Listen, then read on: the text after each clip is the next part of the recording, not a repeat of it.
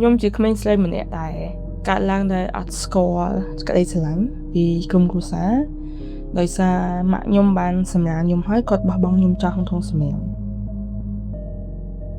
ខ្ញុំរស់នៅក្នុងមណ្ឌលហ្នឹងរយៈពេល13ឆ្នាំនៅអង្គការគឺតែងតែមានការវាយតកវាយដំមានការជេរមានការធ្វើបាបទៅលើផ្លូវចិត្តរបស់ខ្ញុំមានការរើសអើង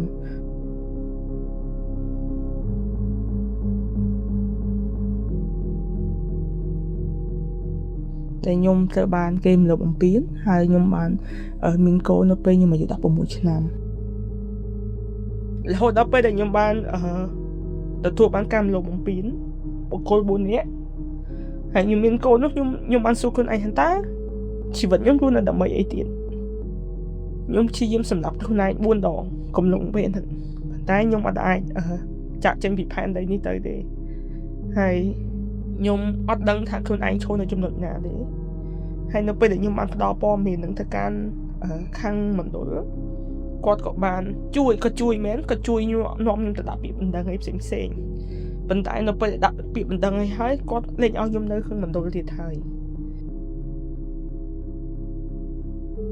ខ្ញុំគ្មានជំរើសទេខ្ញុំក៏បានចេញពីអង្គការខ្ញុំដើរទៅនៅតាមផ្សារនៅផ្សារនៅតាមខេត្តពិតជាគួរឲ្យខ្លាចមែនទែនស្អុយល្ងឹតមានឆ្កែឆ្មាជាច្រើន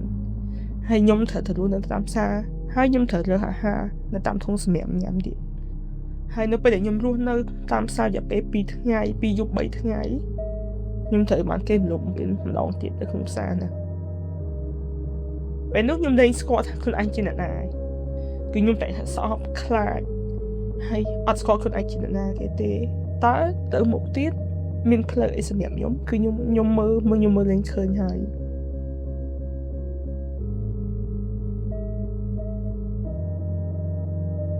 ខ្ញុំត្រូវបានខាងសង្គមគិច្ចដែលគាត់បានតំណែងទៅអង្គការផ្សេងទៀតនៅខេត្តសៀមរាបដែលមកជួយខ្ញុំកំឡុងពេលនៅអង្គការហ្នឹងខ្ញុំមើលឃើញខ្ញុំមានកំណត់ថ្មីមួយទៀតដែលខ្ញុំអាចឃើញផ្លូវចូលកាលពីសេចក្តីស្លាប់របស់ខ្ញុំឆ្នាំនេះកូនខ្ញុំអាយុ13ឆ្នាំចូលវិញនេះក៏ទី8សម្រាប់ខ្ញុំរឿងដែលបានកើតឡើងកន្លងមកខ្ញុំបានទទួលយកវាទី1ទី2ខ្ញុំចង់ចែកចាយបទពិសោធន៍ដែលខ្ញុំបានកើតឡើងហើយខ្ញុំជឿថាមានមនុស្សជាច្រើនដែលមានរឿងកើតឡើងស្តីនឹងខ្ញុំឬក៏លើសខ្ញុំឬក៏ពិបាកជាងខ្ញុំ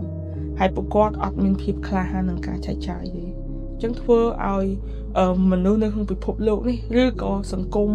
ព្រមតែប្រទេសកម្ពុជានេះអត់បានមើលឃើញអត់បានឮទេ